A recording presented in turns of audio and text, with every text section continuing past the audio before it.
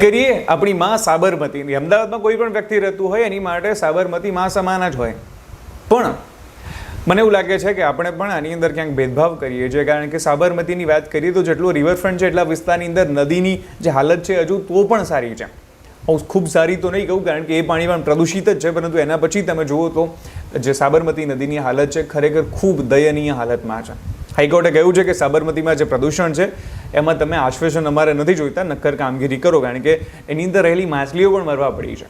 એટલે કે જે જળચરો છે એ પણ ત્યાં આગળ સર્વાઈવ નથી કરી શકે એમ. અને સાબરમતી નદીની હાલત તમારે જો જોવી હોય તો વિશાલા સર્કલથી તમે આગળ જાઓ અને ત્યાં સાબરમતી નદીની હાલત જુઓ. ત્યાં આગળ કેવી રીતે કેમિકલ આપણા માના પેટમાં ઠલવાઈ રહ્યું છે.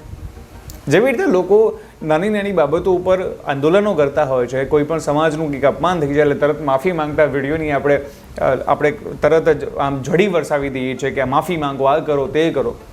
નો ડાઉટ તમારી લાગણી દુભાય તો તમારે બધું કરવું જોઈએ, આ બંધારણ તમને અધિકાર આપે છે. પરંતુ જે નદી જેને આપણે માં કહીએ છીએ, ખાલી કહેવા પૂરતો આપણે એને માં કહીએ છીએ, એ સાબરમતી માટે જો આપણે આગળ નહીં આવીએ તો કોણ આવશે?